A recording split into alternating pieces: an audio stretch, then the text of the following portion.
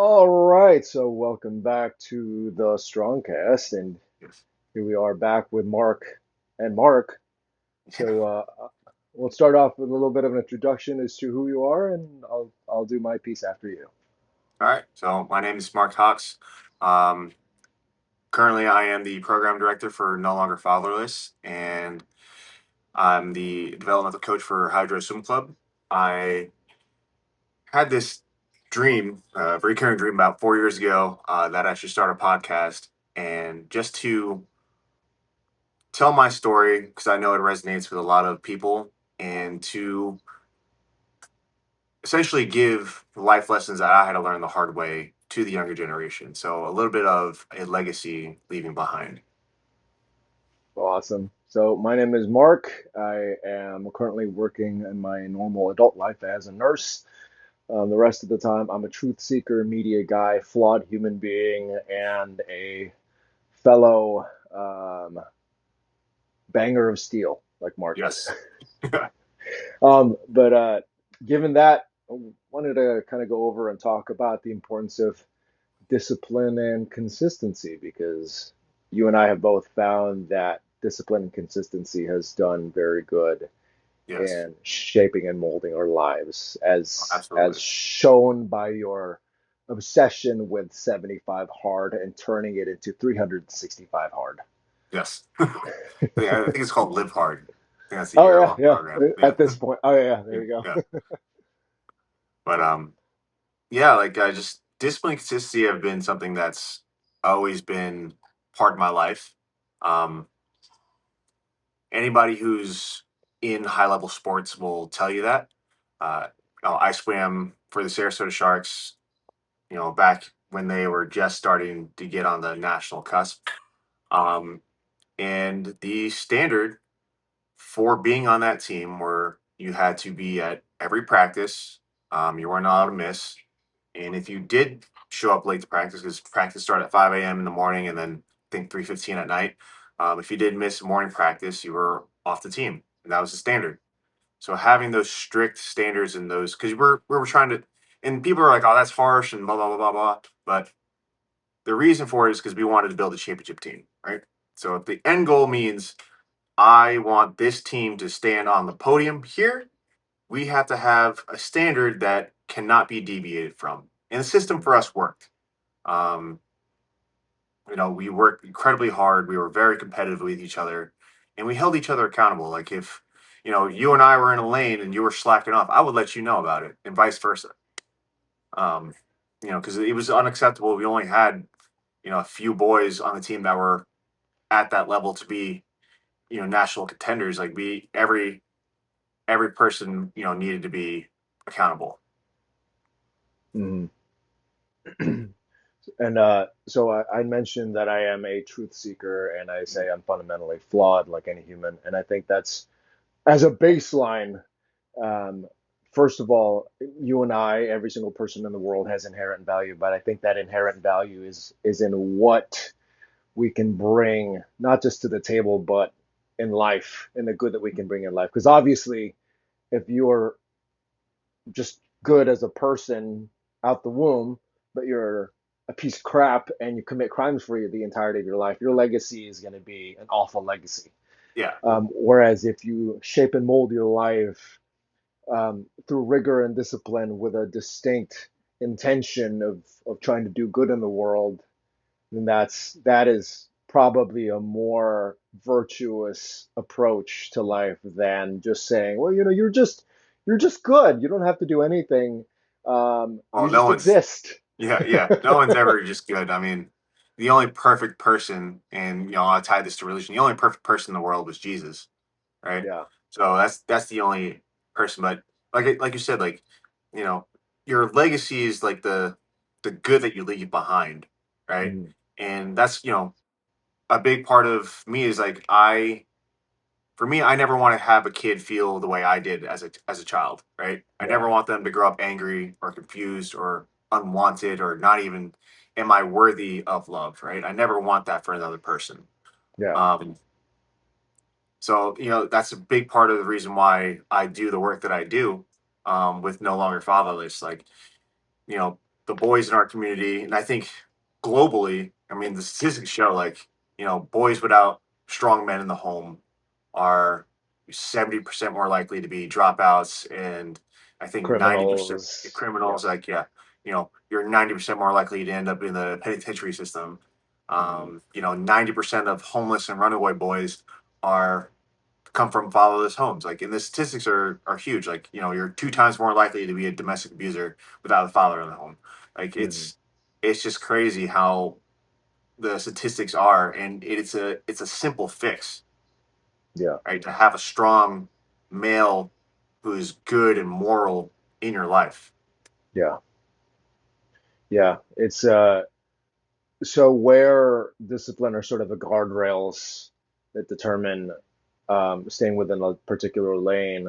I think having a strong figure as a North Star or as a lighthouse in the dark, so to speak, of all that is life Yeah, um, is incredibly important. And if you're someone who's more secular, yeah, if God isn't your thing, mhm, having so for someone like me who is coming from a more secular perspective, let's say, and by that I mean like not necessarily of the faith, although I have found a lot of virtue and value in the teachings of Christianity as of late, only because it just touches on a lot of fundamental universal truths.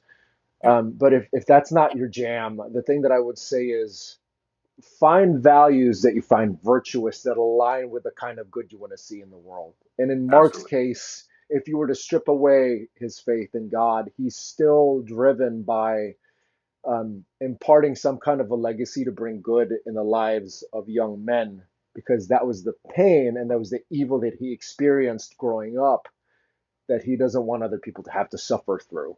Yeah, And so you establish the guardrails of discipline, and you have now become your own beacon through your own works and through your own discipline to show other people how to be. And you can draw some kind of Christ-like analogy in this, to be the craftsman of their lives, because yeah, Jesus was a carpenter.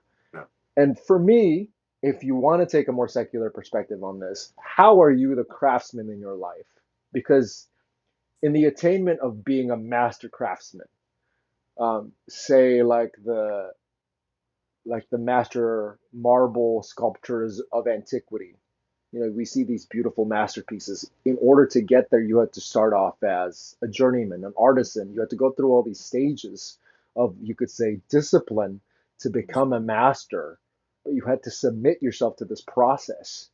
And that seems to be the most beneficial, most helpful process that any young man and really anybody can submit themselves to, yes, um, so that they can become something greater and mold themselves into something better down the road.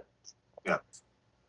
And you know, you're you're the artist and the sculptor, right? You're the artist and the marble, right? Yep. So Yep. you're gonna have to go through some suffering in order to reshape your life and build your life, right? Hmm. And you know, um, we talked on the last episode, like, you're gonna have to sit in that difficulty, in that suffering, in order to make that change in life. And I think that's huge. And it takes a lot of discipline and a lot of consistency, because a lot of people they want especially nowadays, they want the results like that. They want to Now. hack it. Yeah. They want it to be With quick, fast, with no easy, effort.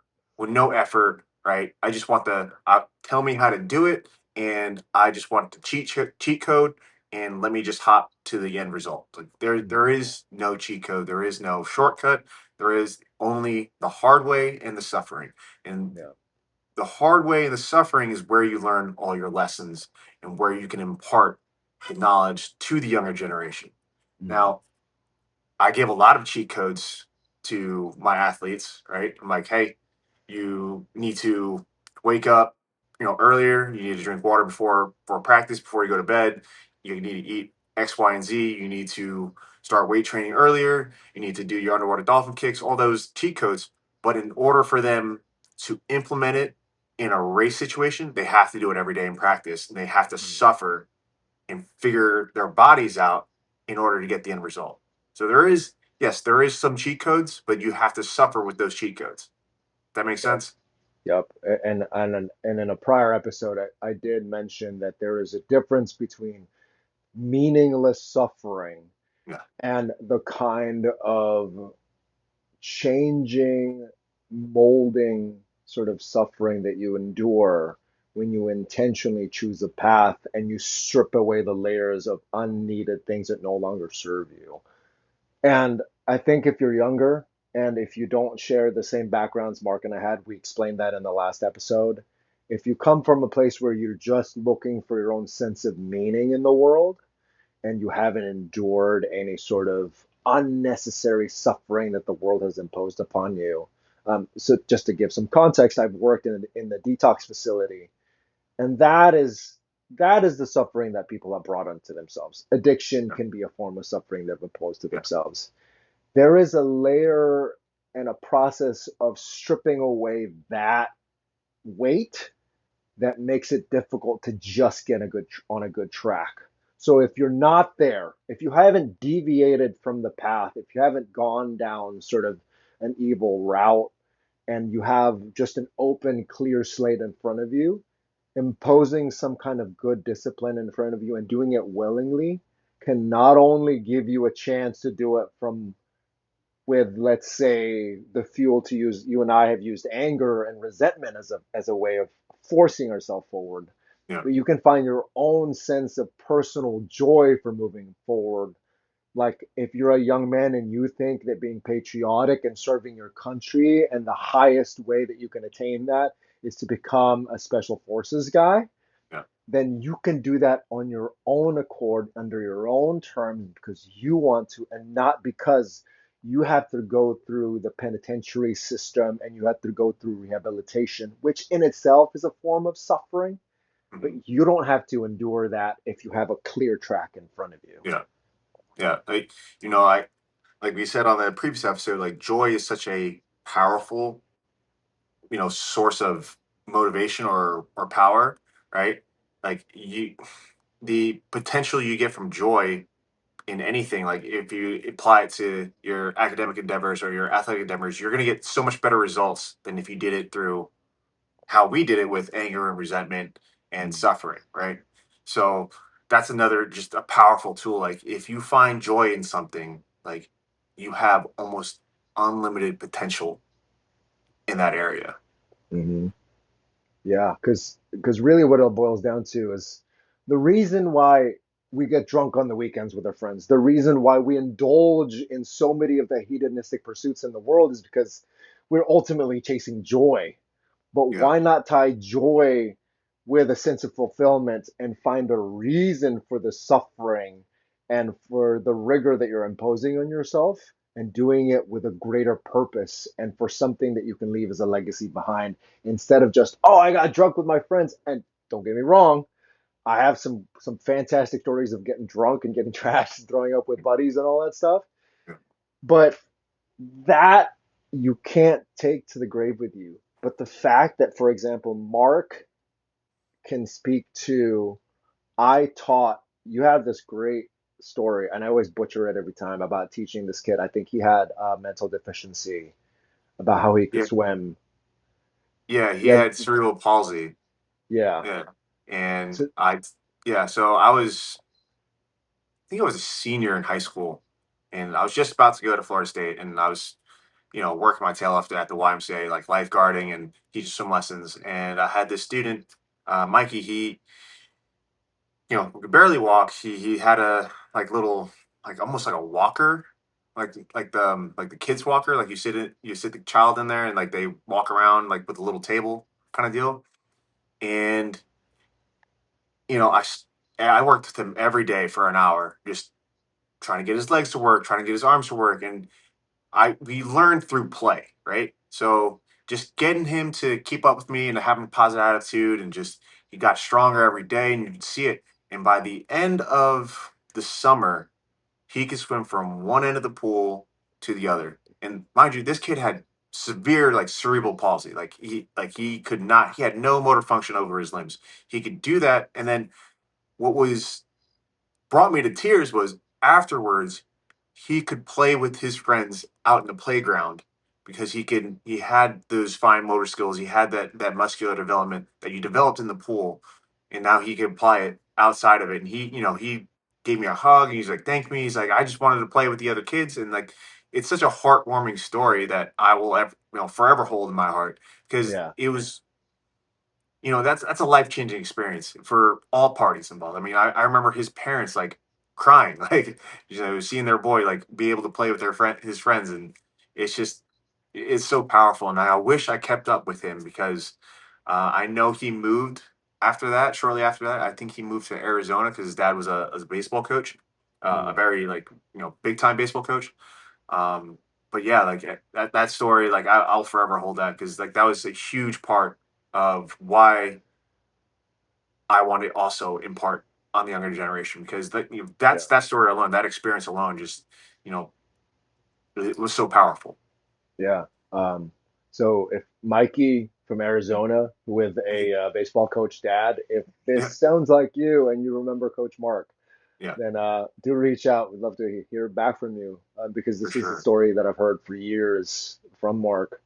Um, but it's really cool that just off that one instance, what seemed like probably didn't seem like much of anything at the time was just Yeah, you sharing something that you've learned. You were able to impact his life, his family's life, and potentially the lives of others who you don't know what the downstream effects of someone seeing someone like Mikey can mhm, have on everybody else around him. And we live in a world where the Special Olympics exists. And we used to live in a world where people who were disabled were treated as garbage and yeah, were left to die on the streets way back before things got a lot more civilized. So for us yeah, to be in a place where you can impart that kind of a change in someone's life and to inspire someone is sort of a testament to your own discipline and having subjected yourself to becoming as good as you are with your own skill, but also the willingness to share that rigor and that structure with someone, but in an environment that's, dare I say, a safe space. yeah. um, Definitely. yeah, but it was and also with discipline is also consistency because I think you said something about how everybody wants a shortcut. Everyone wants it now. Yeah, And that's just the unfortunate consequence of the brain rot that a 24-hour news cycle and a social media influence world will create on us is yeah, it has an effect on us where we want that dopaminergic hit yeah, yeah. constantly. But you have that So FOMO too. Like you feel like you're behind when you're really on track, right? yeah, You're like, like I'm so thankful that we didn't have social media when I swam because I'd be comparing myself to everyone. I'm like, oh man, I suck. Like I'm not fast enough. I'm. And maybe it would have humbled me, but like just like looking in hindsight, but also at the same time, I'm like, I probably would have been really depressed about myself. Like I was like, I'm really not that good. yeah. Like I was like, I can't do this. Like this is not the sport for me.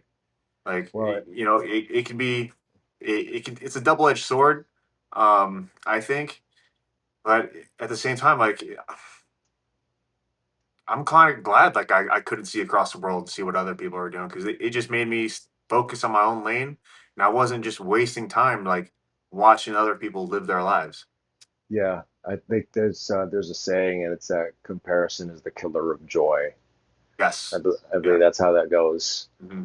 And what's funny thing is, I think you had built yourself up to be so good. Even your own delusional sense of your abilities put you in a situation where you could test yourself against someone who was actually on a international level, like one of the best. So Yeah. you actually swam with Michael Phelps once, Yeah. Yeah. and and Yeah. and through the virtue of your own efforts, you felt like, Yeah. oh, I could take this Yeah. Yeah. Well, not necessarily, but yeah, I was guy. 15 years old. I qualified for the Missouri Grand Prix. I'm from Florida, by the way, but you have to have a qualifying time to compete in this meet. And my coach took, I believe, 20 of us to Missouri.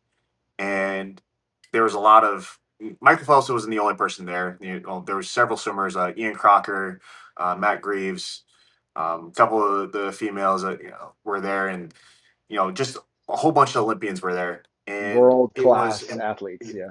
yeah, it's just like world class athletes, like world record holders. Like it was a big meet, and one of the races, it was my best event, and Michael Phelps's best event. He was the world record holder at the time. I got to swim next to him in prelims in the 200 fly, and yeah, I was nervous, but at the same time, I was like, I'm That just on par with him because we're at the same meet and I'm right next to him, right? So I called my parents up, and I was a little nervous, and my dad was like, you know, your coach wouldn't have brought you here if he didn't think you were prepared for this moment. And I was like, yeah, that makes sense. So I went up all gassed up. Coach told me a race strategy. I totally don't remember what it was, I'm gonna but I'm destroy pretty this sure it fool. was not. Yeah, yeah. It was pretty sure it wasn't empty the tank the first 100 and hold on, because that's exactly what I did. I went out in a faster 100 time in my 200 fly than I ever swam in my life, and I touched the wall before Phelps did. And it's like when I pushed off the wall, he pushed off the wall, and it was like I just stopped moving because he was that much faster than me, and he just went straight by me, like just like a torpedo. And that's when I realized that I went out way too hard, and I had zero gas left in the tank, and my last 100 was nothing but suffering.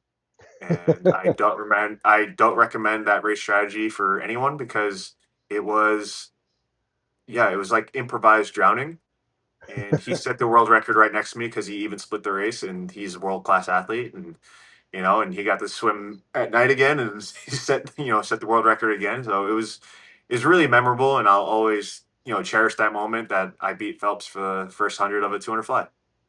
Yeah, that's pretty badass. And Yeah, that's again, that's not something that most people can claim to no, have done. I think we discussed you having competed in the very arena that the Tampa Bay Buccaneers did for a strongman yeah, competition, and yeah, there's just no amount of $100 nights at a bar can ever compare to those moments. no. It's like when you look at the grand scheme of things, like what do you want to remember out of your life? Like, do you want to remember? Yeah, I competed in Raymond James Stadium and I swam next to Michael Phelps. It's like you're not gonna remember. Like, oh yeah, I had a $200 bar tab, and I don't remember. I had some shots of tequila with some I friends. Yeah, I Yeah, still remember that night at Chino State when was it an 80s night, and it was the first and only time I ever bought drinks for girls. And when I bought the tequila, Patron was a big deal at the time. I yeah, bought it and then they disappeared, and I was like, I yeah, took those two shots and I said yeah, never again. yeah. But I remember that, but it's nothing compared to the legacy that you'll leave for someone like Mikey. Hmm. It's nothing like the story you'll be able to tell about Michael Phelps. Yeah, It's nothing like the story you'll be able to tell about having been at Raymond James like you did in front of hundreds of people. yeah, absolutely. And like and all those things took incredible. Just to tie it back, like all those things took incredible discipline and consistency. I mean, Yeah. um, that year where I swam against Phelps was a year where I did not miss practice. I was super consistent. I had everything dialed in. I was chasing the dream. I wanted to be an Olympic athlete, Mm. right? And even with my strongman stuff, I made time out of my busy schedule to train. I found different locations where they had different equipment. I modified my workouts for strongman because I was training at a CrossFit gym. Like we didn't have a heavy sandbag. We only had a 150-pound sandbag. I had to do 250-pound pickups and had to carry a 220-pound sandbag across 50 feet. Like there's things that I needed to train with, that I didn't have access to. Even that Atlas Stone event, I only had like a 205-pound Atlas Stone, and the weight for the competition was 220. So I had to like Yeah. really improvise a lot of things, and a lesser person would have been like, well, I don't have the equipment, it's very easy for me Yeah. to just to either Yep. Go drop down to like the novice class where the weights are a lot lighter, or just like throw your hands up, and be like, "Yo, this isn't in the cards for me. I'm just gonna not do it." Yeah. Yeah. And you can start off if you're starting from scratch Mm, and you don't have a foundation, and I think you should actually do this. If you're starting from scratch and don't have a foundation, don't follow your own intuition, because while you as a person are fundamentally good, your intuition is not based on reality just yet. And you mhm. can be a big fish in a small pond because you think you're hot stuff. Yeah, But when you and the thing that we can't escape is, unless you move into the woods and live on your own, you're going to be competing on basically kind of a world stage yeah, against everyone else around you in your community, not just in the way that you can produce financially, but also in the way, like in Mark's case, how he can be as effective and as powerful as he can be as a father, as a husband, and as a steward of his family. So mhm, you actually should start with a standard that is above your own current understanding. And I think when you're younger, like for me, it was hard for me to find any um, personal investment and personal reasons to be invested in my faith and to be invested in that structure the way that my parents imposed it upon me, especially with the way they did it. It was a very mhm, traditional household. It was Roman Catholic. It was Filipino. And so to me, everything just seemed like pain and suffering, and I didn't like it. yeah, So if you can find your own good reasons, your own valid, joyful reasons to pursue something greater that's going to grow you and expand you, yeah, that's a far better approach at establishing discipline that is attached to the reasons why and attached to a goal that you want to attain, that's going to benefit not just your life, but potentially the lives of everybody else around you. absolutely. I think too, just like piggyback off of that, like humans are tribalistic by nature, correct? So, Mm, um, I found for myself, like we have a group that meets every Tuesday morning. It's called Life is Hard, and it is a group of men, and we have coffee in the morning, and we just discuss like what's going on in our lives and how we can help. mm, And it's been tremendously impactful because it's a mix of older men, it's a mix of guys my age, and it's a mix of younger guys who are, just coming up and just figuring out life. And we're mm, all able to help each other, through shared experiences or even like professional knowledge. I mean, we had a guy in there who was a doctor, and I'm like, you're making like hundreds of thousands of dollars of years. It's like, $100,000 a year. Like, how's your life like difficult? I mean, he explained why and all these things. I'm like, he's like, this is the guy like I thought like had it all figured out, mm. and he really doesn't.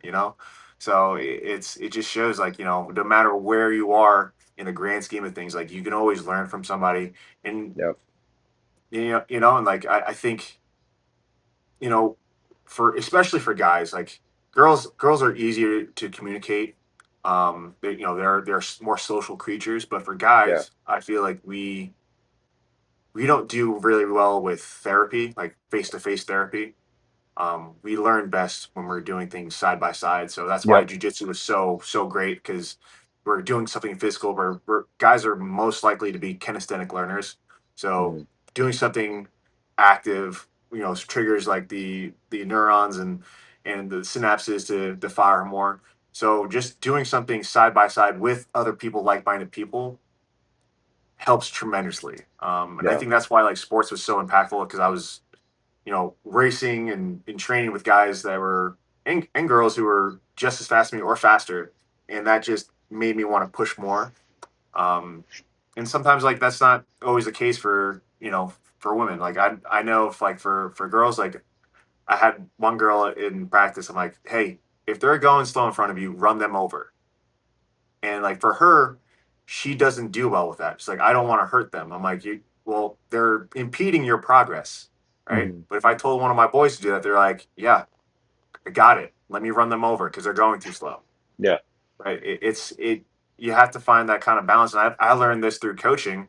Like you have to you can't coach everyone the same way.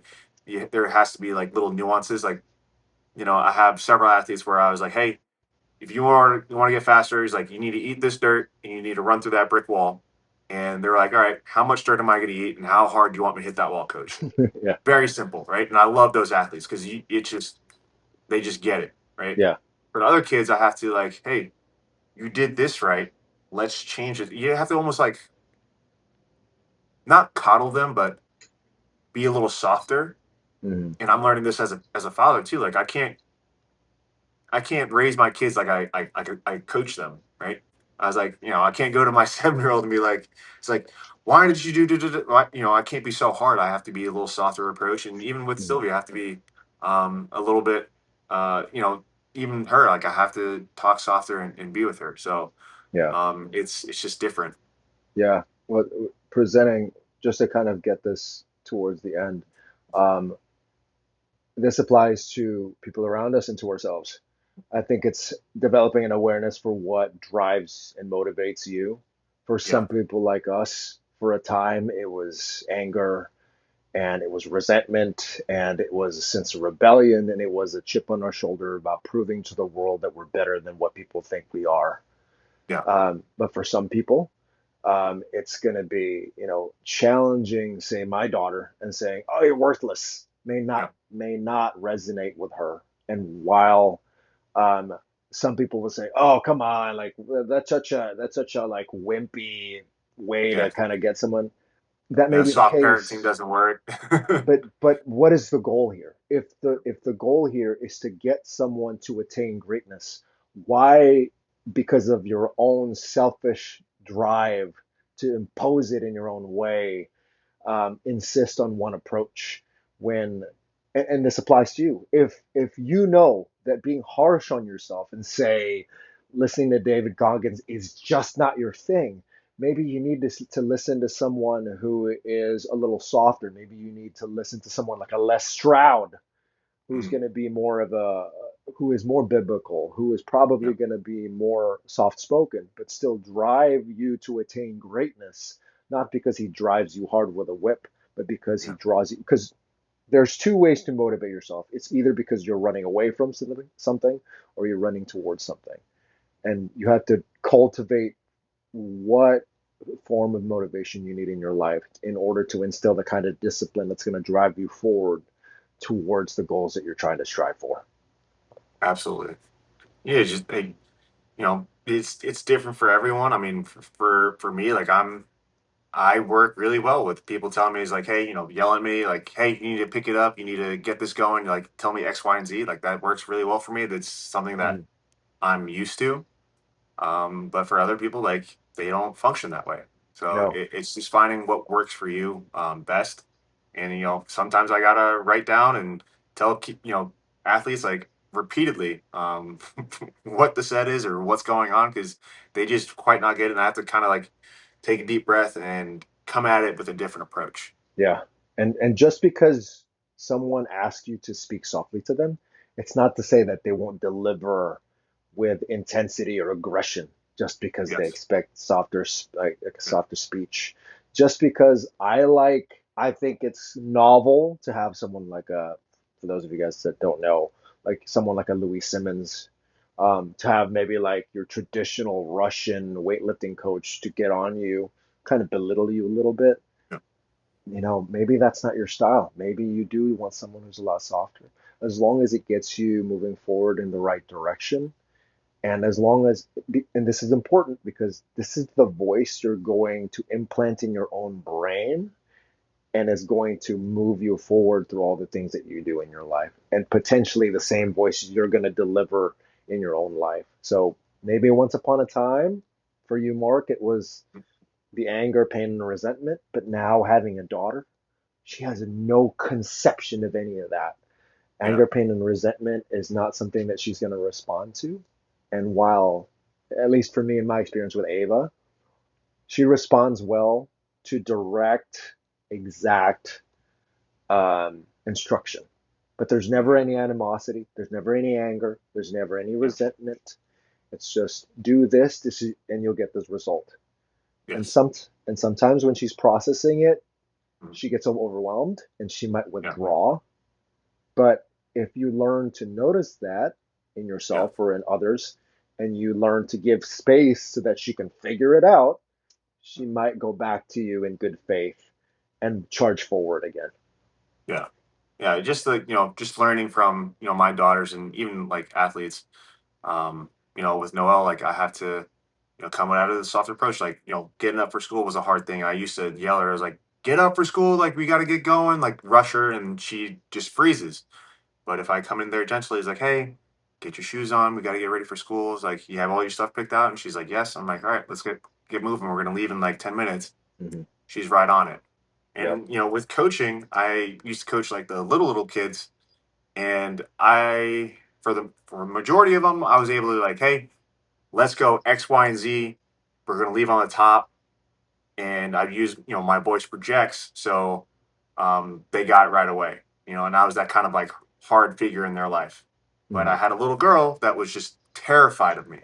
Like she was just, she's like, she would, every time she saw me, she would cry. And I felt terrible because I'm like, I don't want to be this like monster in her brain, right?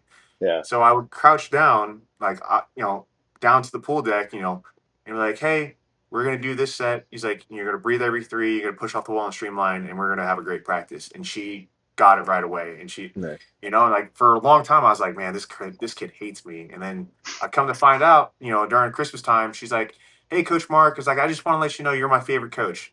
And I'm like, you serious? Like, You we're lying. talking about the same Coach Mark? And she's like, yeah, you're my favorite coach. I'm like, okay, thank you.